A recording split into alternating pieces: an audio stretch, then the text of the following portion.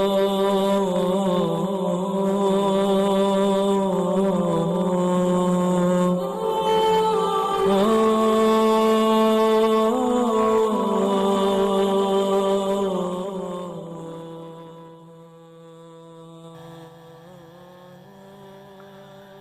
باللہ من الشیطان الرجیم بسم اللہ الرحمن الرحیم۔ السلام علیکم میرے معزز اور واجب الاحترام ساتھیو۔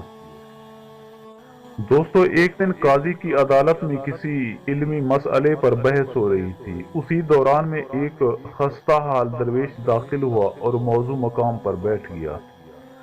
حاضرین مجلس نے اس کی ظاہری حالت سے اسے بالکل معمولی حیثیت کا آدمی خیال کیا اور وہاں سے اٹھا کر جوتوں کے قریب بٹھا دیا۔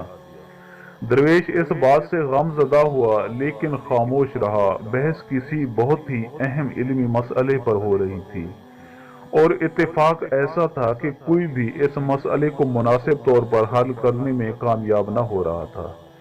وہ غصے میں بھر کر ایک دوسرے کو لاجواب کرنے کی کوشش کر رہے تھے۔ ان کی گردنوں کی رگیں پھولی ہوئی تھیں اور منہ سے جھاگ اڑ رہا تھا۔ درویش خاموش بیٹھا کچھ دیر ان کا یہ دنگل دیکھتا رہا اور پھر بلند آواز میں بولا کہ حضرات، اگر اجازت ہو تو اس بارے میں کچھ عرض کروں۔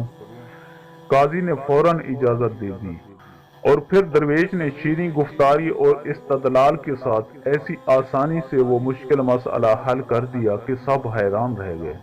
اب حاضرین مجلس کو اندازہ ہوا کہ چیتڑوں میں لپٹا ہوا یہ شخص تو بہت بڑا عالم ہے۔ قاضی فوراً اپنی جگہ سے اٹھا اور اپنے سر سے دستار اتار کر اسے پیش کرتے ہوئے بولا کہ افسوس کہ پہلے آپ کے علمی مرتبے سے آگاہی حاصل نہ ہو سکی۔ حقیقت تو یہ ہے کہ اس دستار کے حقدار آپ زیادہ ہیں۔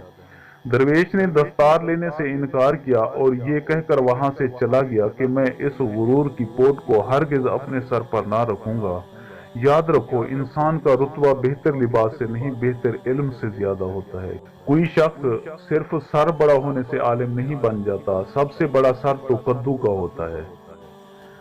دوستو، اس واقعے سے ہمیں یہ سبق ملتا ہے کہ عالموں کے گھر پیدا ہونے سے کوئی عالم نہیں بن جاتا اور اچھا لباس پہن کر سردار نہیں کہلا سکتا۔ یہ عزت تو اس وقت حاصل ہوتی ہے جب انسان اپنے اندر اچھے اوصاف پیدا کرے۔ پدرم سلطان بود ایک کھوکھلا نعرہ ہے۔ دوستو، میں امید کرتا ہوں کہ آپ کو میری یہ ویڈیو اچھی لگی ہو۔ اگر آپ کو میری یہ ویڈیو اچھی لگے تو پلیز اب میرے چینل کو سبسکرائب اور اس ویڈیو کو لائک ضرور کیجیے اور اپنی قیمتی آراء کا اظہار نیچے کمنٹ سیکشن میں کرنا مت بھولیے۔ شکریہ، خدا حافظ۔